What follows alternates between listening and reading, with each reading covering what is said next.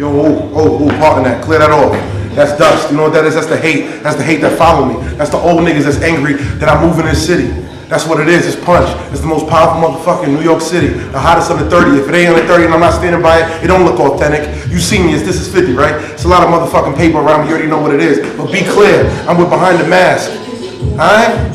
I'm not even doing that crazy this year. I'm only about 20, 25 million views in. Apologies for that. Haters, hard that, man. We here, Behind the Mask. It's lit, right? It's Punch, right? You see it? It's the plug to the neck. Boom!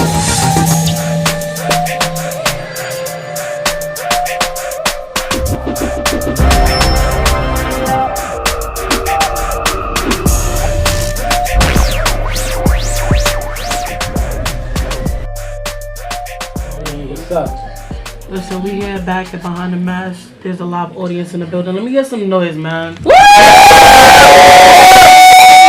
Yeah! So now everybody hungry. Before everybody was just like, okay, you know, something like, it's Monday. It's Monday. It's Monday. But we have a special guest in the building right now. For me, our second special guest. We have Punch in the building. Hey. No, man. That was a dry ass head. I was about to go in. I was letting her do her thing. We got Punch in the building. This is 50 Punch, the cultural head, the voice of the city, the voice of the boroughs, they say, the voice of everything. Said 30, under 30 in power? Under 30 in power. I'm the most powerful nigga in New York, under 30. Under 30, man. When it comes down to music, nobody's saying that. And I'm flexing that muscle, and I want the old guys to speak up. They don't do it. They're not outside. They're not. There's too much talk today. I can't handle it. I'm just taking it all in. Like. Real. It's a lot of street niggas, a lot of gang outside. Y'all see me outside. I play with the guys. And they not going to do that. They're not going to ruffle their feathers. I'm outside, jeweled up, still putting on. I have to borrow a change. Take pictures. But yo, we're gonna get straight to it. Talk to me. Hey, what's up with the culture, man? How you feel about Brooklyn music, New York music, straight cultures? How you feeling about it? Brooklyn music and New York music is drastically different. I'm saying. Brooklyn music now is in a very unique position. I think that we're having a hard time celebrating the guys who are really being very successful and putting out records. I think guys like Designer, Casanova, Fresher. I think that we're not giving them enough support to just be like, look, at the end of the day, you from Brooklyn, you from New York, so we got to stand with it. Too much of us are speaking up against them. And what happens is that we're in a weak position right now on a national front. You get what I'm saying? From touring last year, I was everywhere. I did 37 states, 7 countries in like 7 months when we did the whole run. Y'all saw what we did. And being outside of the state and really seeing how everyone looks at the state, we're a lot more weak than what people think.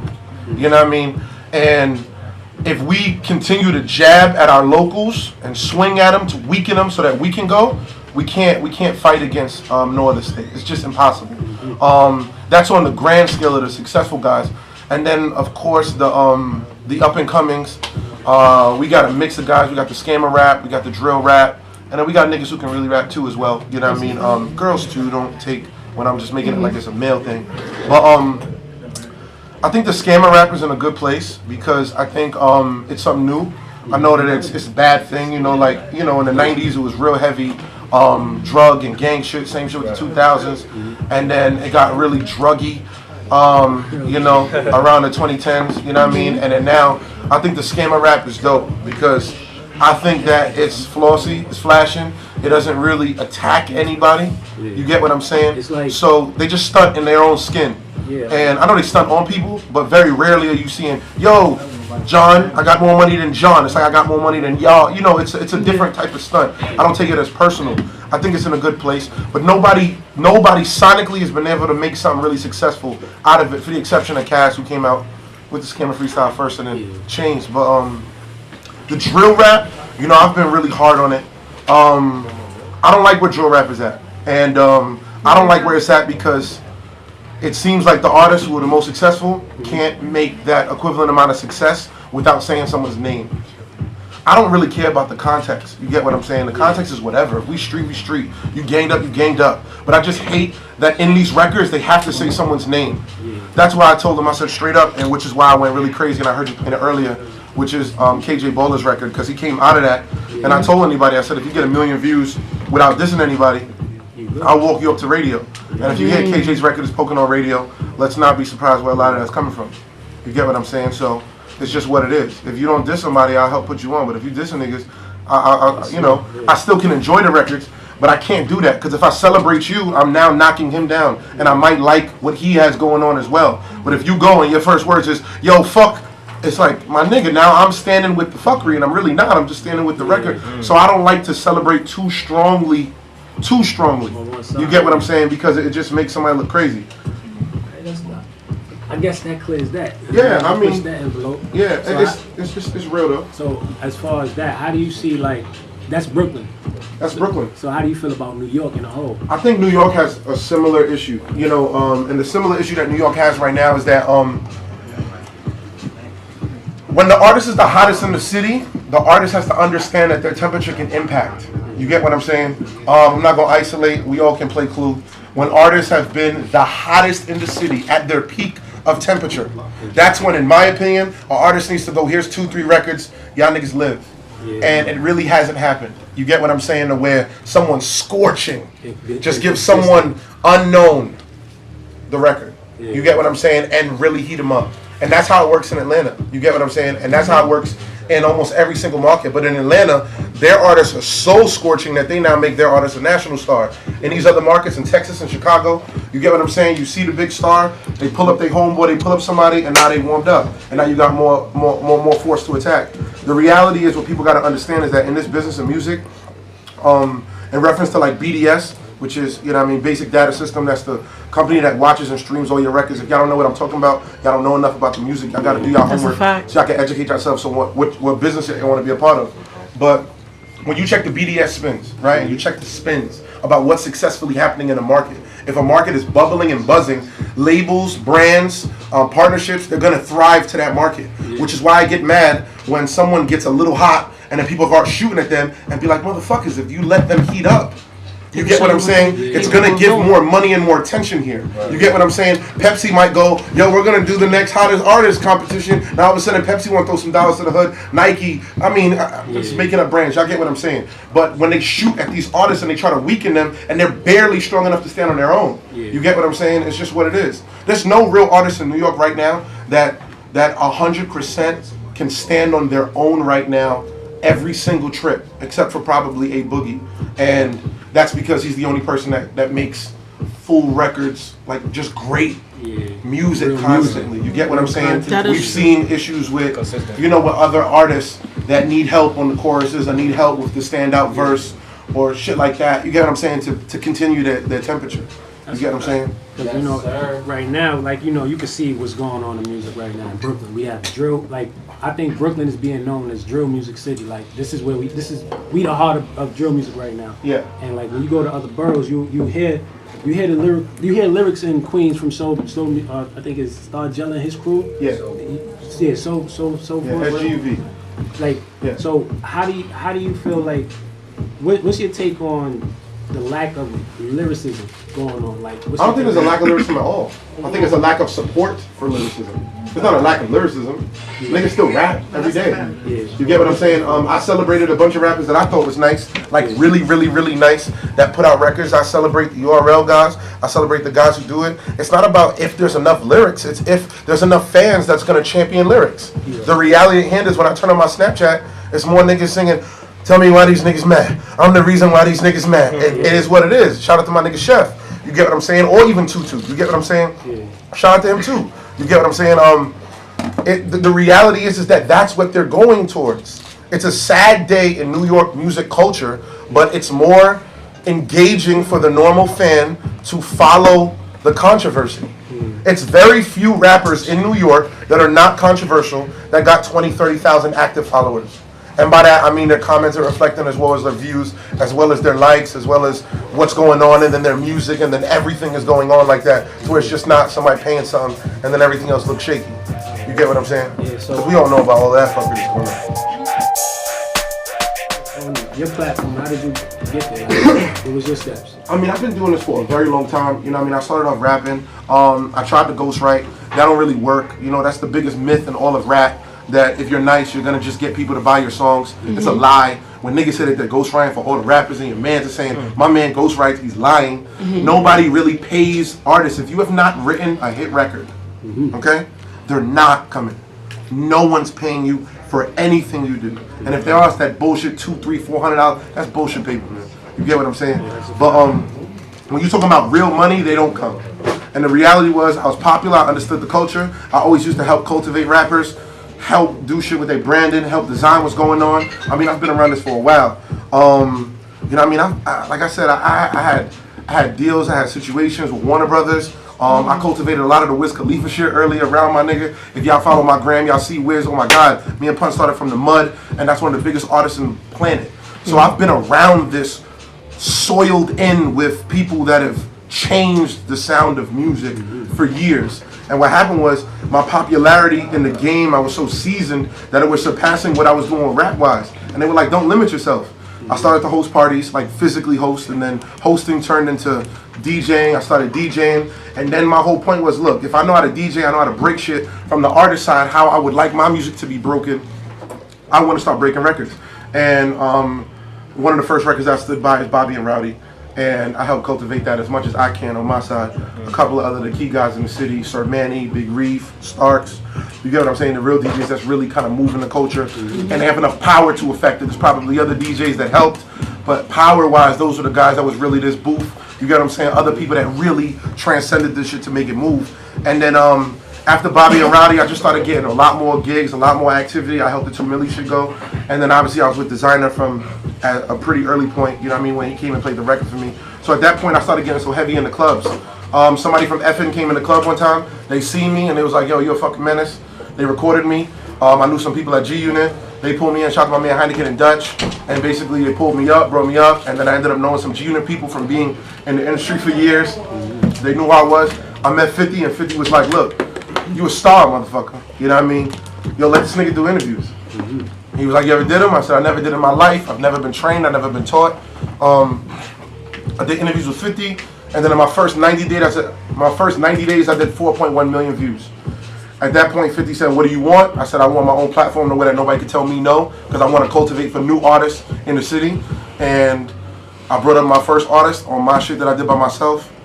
He had 1,300 followers, and he had 6,000 plays on SoundCloud, and that artist came to be Designer. And that's why a lot of the internet and press and media give me credit for being the first one to stand by Designer on the media, again, with power, to stand by and cultivate it. And then it just kind of just started just going crazy from there. At that point, I just started standing by everybody. By that point, I was already all in with MA. So we did the Panda shit, then we cultivated Ooh. Y'all see what happened with Ooh. We got all the way up to 16 on Billboard. And then my interview shit got shaky at that point because I went on tour. I stepped away from MA 2017 March, and then I came back in all in with the interviews, and that's kind of why you see me cultivating a lot more in between. But I would pop in and out, stand by some people, Curly and Dada, Bambino. You stand by Takashi 6ix9ine, right? Yeah, I stand by, yeah. I was one of the first guys that wasn't a part of his clique to be like, look, I'm with the guy. So, like, all right, with that being said, like, his You could music... change hip hop then, basically. The platform, right? Like, basically, you could influence the listeners. Like, basically, like, say you said Atlanta, they stick together. When they get on, they pick another person up, whatever the case may be. Yeah. But New York don't really do that much, and as you can see, only Bobby Shmurda was one of the people that actually tried to make one of his mans get on. So. Yeah.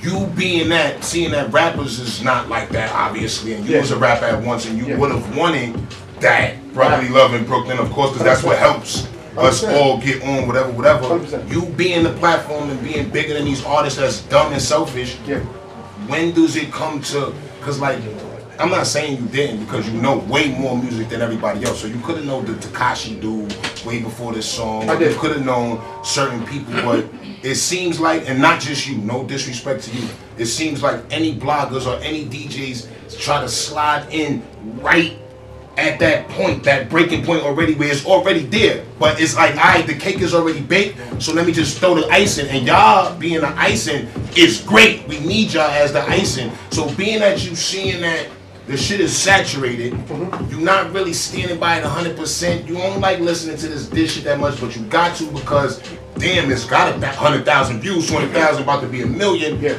Being that you could change it, why you not changing it? Like, and being that you wasn't, I don't think, because you're a little older, I don't think you was a drill rapper or this swag type rapper. I really rap. No, I would really believe you because your Yeah. age, not even hearing nothing. Yeah. So if there's a certain brand of music that you stand by, Yeah. we need. I'm not gonna ask you why you don't, because maybe you do. I just pay attention to a little bit, but because Brooklyn is not that us type of rapping, so I don't see what else you stand by outside of Brooklyn. But if you stand there of your style of Brooklyn, you could change rap basically to what you like, or what you can influence, or what you used to like, or what you used to do, instead of the drill for the moment and shit. Like, this is what's hot for the moment. Why you don't take the stance and say, let me get all the niggas that, since you work for the platform and make it work like that, let me get these niggas that stand for what I used to stand for, even if they don't got 100,000 views or some shit. Well, to give full clarity on everything, no question. The reality at hand is like this. I have power to sway attention, but I can't make attention stay. I can make everybody look, but I can't hold their eyes there. You get what I'm saying? My power has been acquired to be like, everybody look, and they be like, well, Punch, last time he made me look, it was something dope, so let me check it out. But I can't hold them there. The guys, when it comes down to the nicest rappers, a lot of times, it just hasn't transcended. I feel like I haven't missed, like a rapper, like the guys who are really going hard with bars and bars. Like, I'll give you an example, King Streets, right? Super dope. I celebrated King on my gram probably a week and a half ago, and I was like, if niggas want to talk nice, let's talk about King Streets. I go, and I used my power to leverage it. I said, yo, I'm not going to say what I asked for, but they're popular for allowing people to rap. And I said, hey, if my power matters anything, this is the guy. And it was replied and said, that's dope if we had a show about what's the best rapper, but we have a show on who can get us the most views. I can't argue how they run their platform. I know how my platform runs. And my platform, at the end of the day, them motherfuckers go Punch. You average 250,000 hits. You drop down on 100,000, 2-3 interviews in a row. They looking at me like what the fuck is up? So I know where I'm at. I cultivate niggas as soon as I can. Like, I literally watch it. I got G's Gasoline on the text right now, not to violate, and he like, Punch, what's up? I'm ready. And that motherfucker got 5-6 million views. I'm saying, hold up, I'm watching. As soon as the second go, I got you. That's not me picking and choosing. You just gotta give me a little bit more light, because y'all gotta remember, it's not, we don't have a separate radio or internet. The internet that we want to go on, which is why when I did the top 25 on This Is 50 New York, I went so hard to make sure that Cardi B, A Boogie, Davies was on the same list with KJ Bola, OP, and Takashi and everybody on it, so that people can understand and go, these niggas is not in a different NBA. They're in the same NBA. They're just not scoring as much as LeBron and Steph are, but they're in the same NBA. And the problem with most of the other platforms, they'll shun these guys and act like they're not putting up numbers because they didn't have a hit yet. So I pushed my hardest to get our artists and y'all peers in the same conversation so that people can go, you know what, look, even if Jeezy Moolah was 25 on the list, Jeezy was 25 on a list that had Cardi B and A Boogie in it. Right. Yeah. It is what it is. I made sure I did that for the city, but its numbers allowed me to make that stance. You get what I'm saying? Jeezy's lowest shit is 250,000. He allowed it. Y'all give me the gas to fight the fight. You get what I'm saying? Because no matter what happens, y'all niggas still gotta compete against Lucci and Future and Thug. That's a fact. When these motherfuckers are doing 20, nigga, Bank Account came out and did 17 million plays in a day. I can't, you know what I mean? Like, when Chef puts out the next record, and because it's on front of my mind, not to just isolate certain people, Chef did it, and they did like 60, 70,000. And I want to say my brother, good shit. But he got to be in the NBA now. Yeah. When LeBron has 40, LeBron had 40. When the 12th man on the bench has 40, we go, oh shit. So we're celebrating it and we're excited for him, as we should, but be clear, it's the same fucking 40 that LeBron does every other night.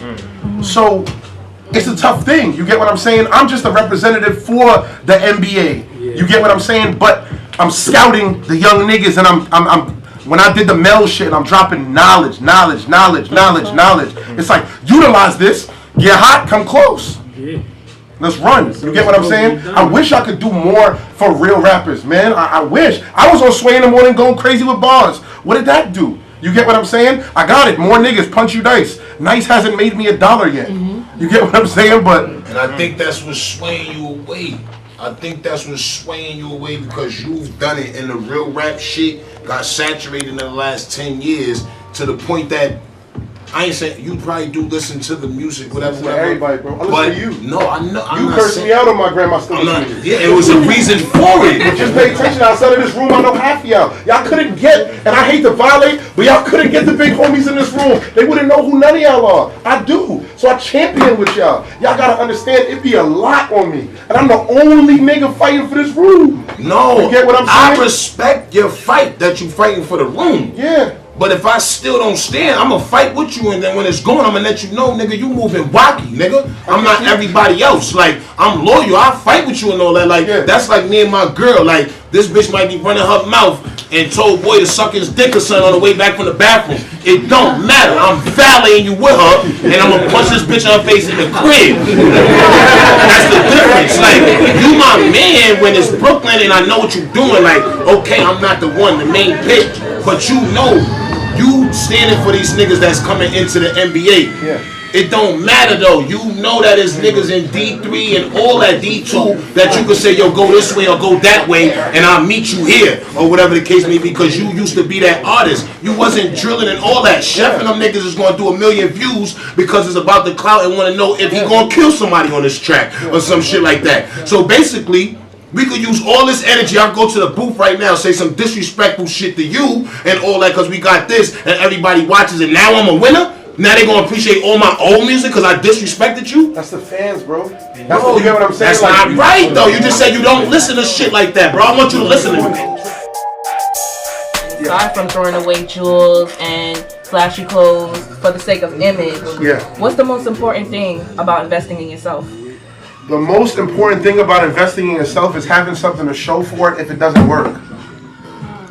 So we got to remember that no matter how much promo, no matter how much that we spend on our brands and try to make it work, make sure that what you're spending on, something comes from it. You get what I'm saying? Okay. There's a bunch of artists who's like, yo, I want to pay this DJ to play my song. You get what I'm saying? A lot of times I don't think pay for play is worth it, in my opinion. Because pay for play lasts 3 minutes. And unless you got your camera crew in there, some famous, insta-famous girls with you, your team to celebrate the record and make that footage look amazing, no matter what you give that DJ, it's usually not worth it. Because it's not how you break a record. You get what I'm saying? There's some guys who will pay a radio guy $500 to stand on a record 2-3 days. Is it worth it? Or is it more worth it to have something that's going to leave with you? And now go and print up 20 shirts and give it to 20 fans that are supporting you so that now they double up their efforts in how they're rocking. Y'all got to look at it sometimes. Some of y'all niggas don't got 1,000 fans, but if you got 50 fans, you better be DMing them motherfuckers every day. You get what I'm saying? Thank you, bro. Hitting that whack girl that's on your body. Thank you, baby. Good morning. Because that's the shit that'll change it. That's the ones that's going MCM half y'all and WCW the other half and make it work and champion your music because that lasts. Because an impression into a person lasts for a lifetime. There's people in here where artists, and I see some of them, they friends is in my DM. Yo, you fronting on my man. But, that makes me, continue to see. Make sure they mans too. What's something that you learned about investing in yourself, though, that's not in the financial side? Something that I learned about investing in myself that's not on the financial side.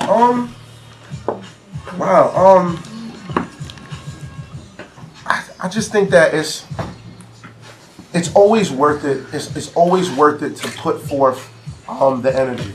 Like I learned it a long time ago, and the reason why I believe that I'm in this power outside of it, because it didn't just land on my lap, because there's 50 niggas doing interviews every day. There's always people doing it. There's Global Grind. They get bigger celebrities than I do. There's Vlad. It took something special about me to where that my numbers started to pick up and the way that people go, you know what, I like him speaking for us. And what happens is that it's because I absorbed a lot of knowledge. Like, I don't, like when someone's talking to me, 90% of the time, I don't have my phones in my hand going, tell me the rest. I will give you all the attention to absorb everything that you're telling me. I'd rather give you 30 seconds undivided than 30 minutes half-assing. Right. You get what I'm saying? Yeah. And then absorb that knowledge and then at least that respect.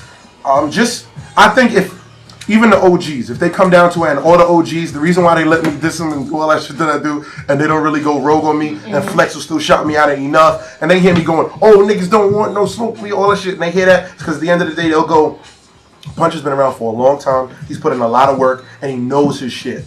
And I know he's competitive, he's not coming at me, like I'm not trying to line DJ Camelo up. You get what I'm saying? That's big bro. You get what I'm saying? I want his spot because I'm a competitor, I want to be the best in the league.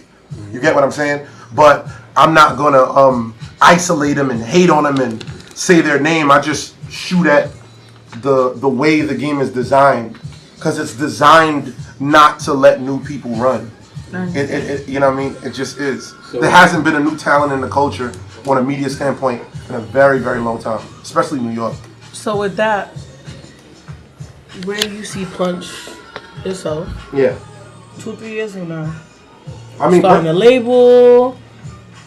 I mean, I just got a label offer now, like probably maybe like 8 or 9 days ago. Congratulations. I didn't do it yet. No, oh, okay. But you know, the offer came to where they're like, yo, you facilitated the Takashi shit. Just put a huge spotlight to where it's like, you know, they identified. A lot of people gave me a lot of credit for being the first one to really play the record, to play it on a DJ aspect. Takashi gave me the respect on it. On the interview that me and him did, he was like, yo, you the first person that I seen play my shit in the club, stand by it, and do it. And you get what I'm saying? I think that that's the bold thing. And I didn't just play it on a low night. I gave him the light, 2-something in the morning. I recorded it, did it on my live, and I just kept going crazy with it. You know what I mean? And I think that with moments like that, and it giving me the opportunity to get a label or get a position and do all of that, I just feel like I want to help the culture a little bit more. Like, obviously, we got an opportunity to probably go on tour. I got to fight with myself like that. Do I feel like my city? And some artists will never understand that, and my team understands this. I literally have internal fights. Do I go and I go do this tour shit and feel like what I'm going to go with is going to be the most beneficial for my brand, or do I stay and try to just beat this radio up, or beat these clubs up, or beat these posts up, or do this media and do this content and try to really change the city from here? You get what I'm saying? Am I bigger to go here and get bigger and come back, or is it working like this? That's my fights, because I'm trying to be the best I can for the city, because there's not many of me that they're giving the shot to. There's probably 100 of me, but they're not giving nobody else a real fair shot. You get what I'm saying? To really size them up. And then I'm putting the numbers up to where it's at least an argument. You get what I'm saying? That's the toughest part. It's just not about the talent. There's probably somebody who's just as dope or doper than me at the interview. But if their time is not right, their artist relations is not right, and their numbers is not right, their image is not right, whatever, all of these things that gotta go, if it's not right, they're not gonna give it the fair shot, and that be the difference, I feel like. Okay. You know what I mean? With that also saying, I always hear you say the views matter. Yeah. But I'm gonna give you a little story. Yeah. We see the Flowtastics. Yeah. We see the corny videos that goes up there, to my opinion. I see some corny videos up there, and I'd be like, okay, but the numbers are still jumping. Okay. It might as well have been the video guy being the artist than the artist being the artist. You get what I'm trying to say? Of course. So, therefore, when we talk... so when we talk about... Shoot 2 Flowtastic videos, they gonna say I'm the best in the world. Yeah, hold on, let me finish talking.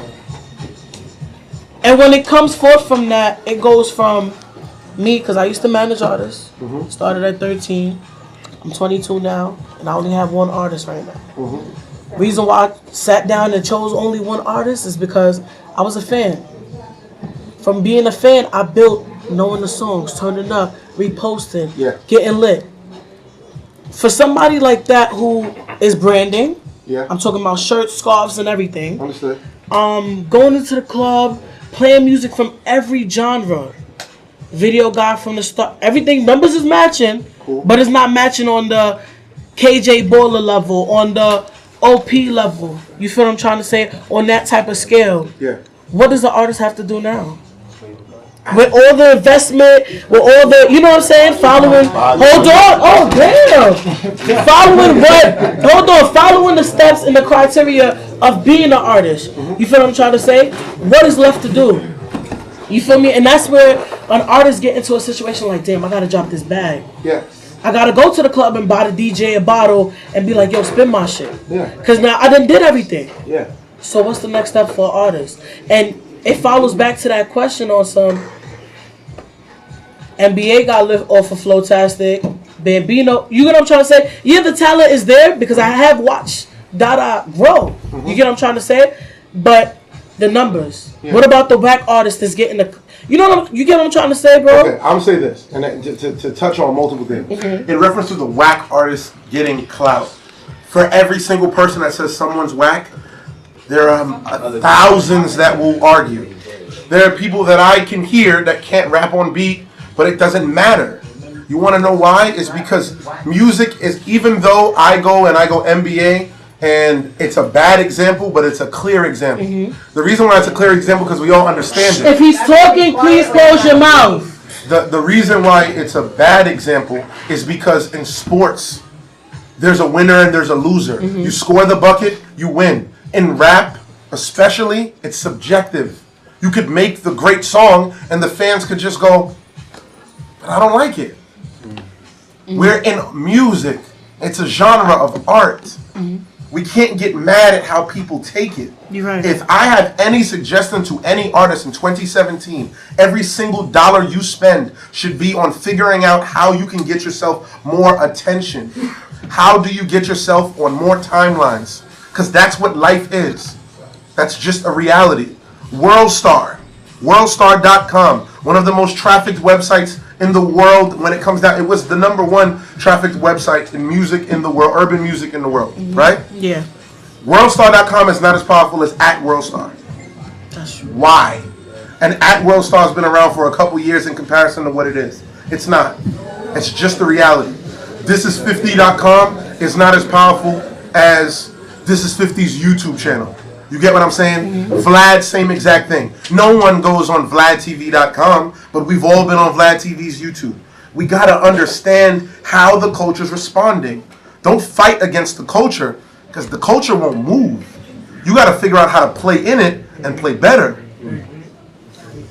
You get what I'm saying? That's just it. So if any artist that come to me, this nigga's, Punch, I got the bag for you, bro. I got 2 bands. Come, let me talk to you on the couch. I usually turn niggas down. Why? It's because that 2 bands, they not even ready to do something.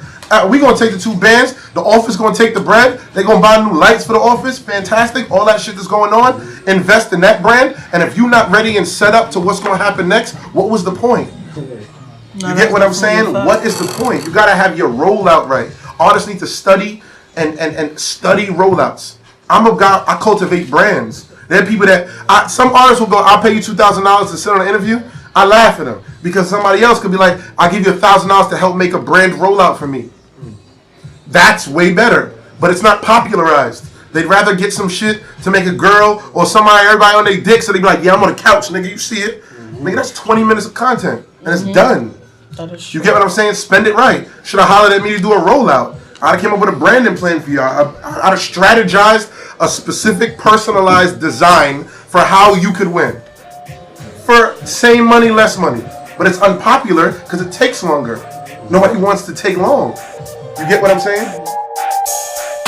So they pay attention to my wins more than the losses, which I favor because it helps me. Where they'll be like, yeah, look at Takashi, look at the designer, look at MA, look at Casanova, look at Fresher. And I go, all right, cool. You know what I mean? But there were some missed shots. You get what I'm saying? Yeah. But I haven't missed. The only person in New York that has gotten successful out of New York that I have not stood by in the early stages of their career is A Boogie. There's not been one successful artist in the last 5 or 6 years out of New York that I wasn't like, yo, bro, what's up? What do you need? Let me make a call for you. And they're like, holy shit, help.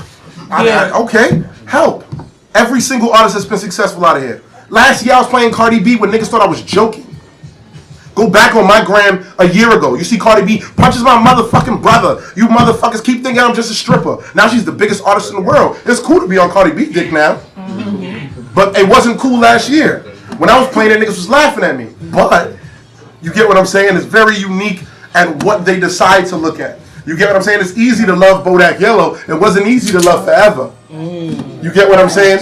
But I was supporting that. I was in 30 states going state to state forever, and niggas is like, this nigga's playing the stripper?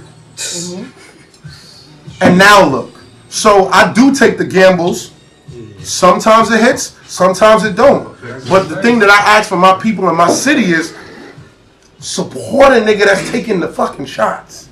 You get what I'm saying? Because the other guys, it's not even a chance, bro. I'm telling you, man.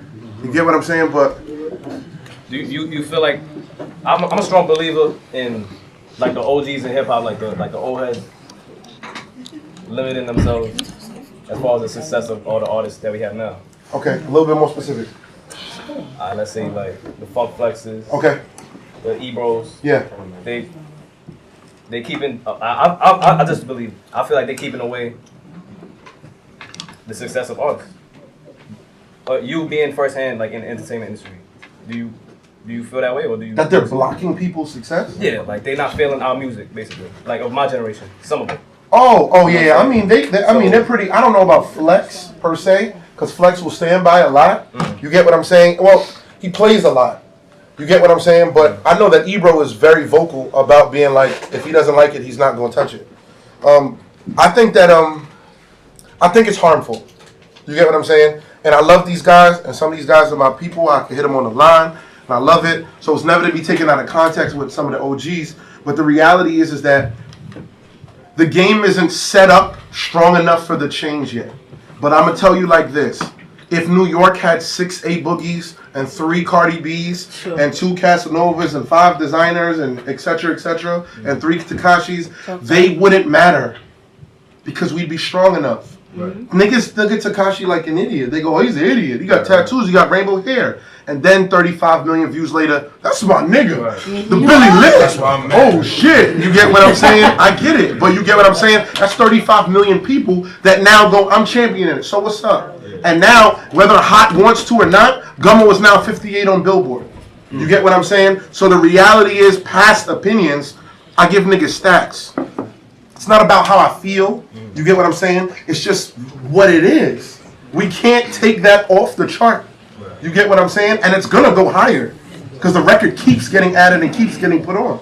You get what I'm saying? So to finally answer, do I feel like they're holding niggas back and stopping this success? No. But I also don't think that it's in the warmest space to cultivate the talent as we want. But that falls on us. Let me say something. She goes hard. She has the show. All of y'all rather, better, you know what I mean? Better yet, y'all got a show. If this was happening more and more to where every single time they had a show and there was 30, 40 people in here, and every single time she did something that the whole room reposted, you get what I'm saying? And everybody is going crazy, it would change things. I told niggas on the gram when I had the spaz out 2 weeks ago about everybody going at the video. I said, stop telling me about your man that should be on the list when I go on your page and your man's not on your page. You get what I'm saying? Like, it's it. But then I look and then I see a Meek Mill screen cap and then I see a meme about fucking and some other jokey shit about somebody falling and boot gang, whole lot of gang on your page. But your man is bleeding his fucking... You know what I mean? Is skin off trying to win, and your friends aren't believing in it. I've seen firsthand people be in my crib, be broke, and 90 days later be worth millions, and I've watched their friends get close. You get what I'm saying? It happens. Y'all, a lot of times, people swing at me. I really wish sometimes that people would swing more at their friends and be like, yo, if you motherfuckers all posted me 10 times out of the next 15, I guarantee you, DJs to say, I got something moving. Man, I want everybody in the building to give a bunch of rounds of applause right now. Listen, like what you like what you don't like, this is the voice. He talking his shit. You feel me? And what you gotta do when you hear the voice, you follow. Point blank. Get in his DMs. Show him the work. Show him the encouragement that you got to be an artist.